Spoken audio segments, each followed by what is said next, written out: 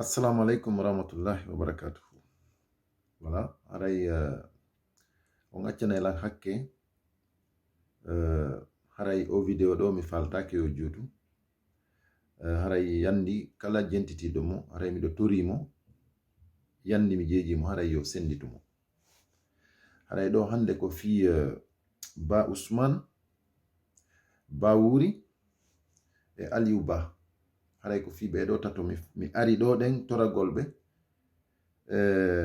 wano Ba Ousmane e Ba Wuri haray mi toro on yafuye d'abord parce que wayatuma mi yewtuna ɗo yewtereji ɗi andanɗa hoorema ni tawi vraiment miɗo seytini moƴƴa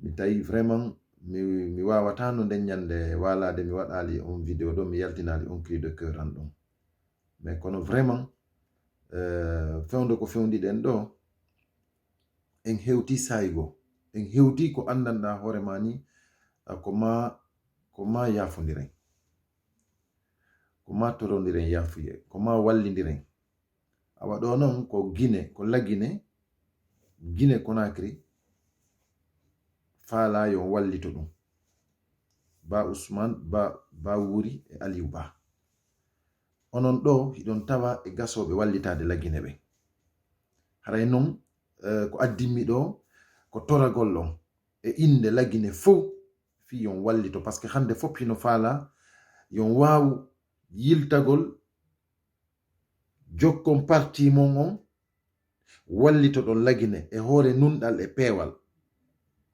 fi ko wawata wallitade lagine fof hande on foppi ɗon andi Alaji Sellu Daleng hande ko kamɓe jogi électorat ɓurɗo towude on e nder leydi lagine ndin ɗum ɗon c'est vérifiable, c'est confirmé hande hina question de onon ko moyen Guinée jeeya ɗon ko yon wonan Alaji Sellu non ko parce que Alaji Sellu fewdo ɗo ɗen ni himo ɓuri yimɓe fof jama on no soutenimo 4 régions on fof no soutenimo onon non hande ko duwa ɗon ko wattagol e ɓen soutenuɓe Alaji Sellu ɗon mo be mon e parti mon mais hiɗon duwa faltodirde onon e Alaji Sellu hande hiɗon duwa wonde allié e Alaji Sellu haray non hande ko duwa ɗon ko wattagol e ɓen soutenuɓe Alaji Sellu ɗon mo be mon e parti mon mais hiɗon duwa faltodirde onon e Alaji Sellu hande hiɗon duwa wonde allié e Alaji Sellu haray non awno men tororta on ni no mi ariri mi yetti initiative ni toragol on ko ni kadi mi tororta Alaji Sellu yoɓe accuɓe collabora e moɗon parce que c'est très normal hande ko Guinée hande Guinéɓe ɓen foppi ino faala on ino faala yon darano leydi ndi parce que ko onon Allah itti fewno ɗo ɗen ni ko wawata daranade leydi lagine ko ma jonnidiron juuɗe wallito ɗon leydi lagine ndin parce que en tampi lagine jama on tampi Ba Ousmane haray mi nanno oyatuma ɗon inna wondema ko jokki ɗon Alpha Condé ko fi yo hollu on no laamor ɗaɓɓirte no laamu heɓorta awa haray toujours mi andini on haray gilandema ɗo non ɓay on yii laawol ngol o naɓi on ha yawɗon on fop fayda ko ɗum woni on fop unti ɗon fayda ko nder ɗuma ko Allah faabi tawi fewndo ɗo ɗen ni on fop hiɗon e jam ko Allah faabi par ce que no wawno wonde le contraire hara fewndo ɗen ni on fop hiɗon soka ɗum no fop no wawno wonde mais kono hande on wi ko leydi ndi fewndiɗo donc injustice on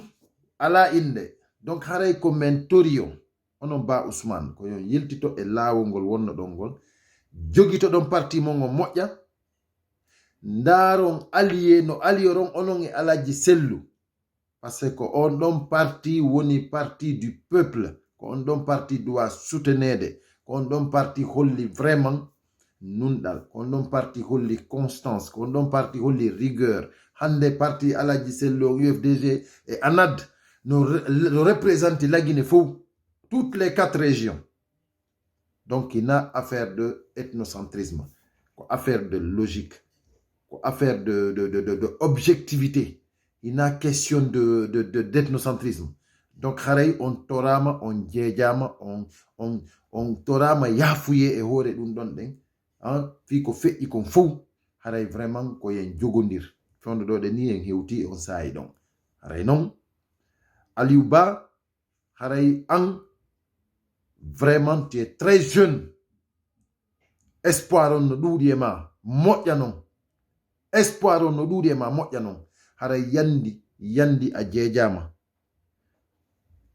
Allie-toi, relie-toi avec Elhadji Cellou Dalein Diallo. Nundal, qu'on parti holli constance, qu'on parti holli rigueur, hande parti Elhadji Cellou, UFDG et ANAD, nous représentent la Guinée fou, toutes les 4 régions.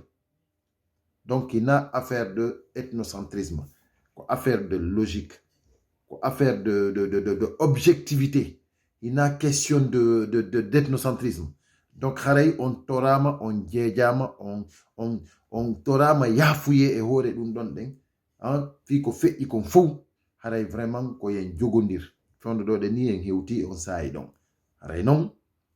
Aliouba, haray an, vraiment tu es très jeune. Espoir on no doudi ma, moƴƴa non.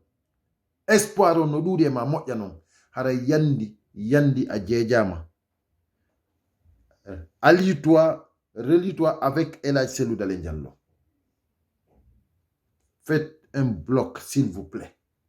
Fi Allah wade un bloc. Nantondire on fou. Wallite en lagine tampi. Aliouba ba wuri, ba Ousmane, wallite en. Nantondire Elhadji Cellou. Jama lagine on fop hande no fala yon nantondir e Elhadji Cellou. Kono men torori on do ni kadi ko ni men torota Elhadji Cellou. Yo Elhadji Cellou accu famondiron. Ko ma famondiron parce que lagine en hewti ittu ko yitere. Fawde do de ni ko fewndi do kon. Hay goto mo hande kadi newna naka yamiraka. Yo continue aliyagol. Et si fadi bandi do den, c'est pas normal. C'est pas normal. Il faut pendari en tawi ko jamfa. Jama lagine on fo yi ko jamfa. Donc on ala hay nokku ko waw don wonde sina bawo ko peuple on woni don. Honto peuple on woni, hande peuple on ko bawo UFDG ANAD woni. Donc on en parti du monde, pourquoi on wawata reliade ton? Pourquoi? Pourquoi pas? Awa hewti sayon. Donc haray mi ala jutinde vidéo on jentitibe mo ben on senditana ela mo moƴƴa haray sagwam vraiment ɓeɗo leader ɓe meɗen ɓe waway écoutude ɗum ɗo ɗen parce que vraiment ko ɓe guinéen ɓe et puis guiné fof no holori ɓe donc haray ko ɗum ɗon den tu wawaten folinde haray vraiment avec tout l'espoir du monde haray mi hiwriki on miɗo henna jamme kisi e hoore leydi lagine ndin fou haray yo Allah ɓeydu newende. Merci beaucoup.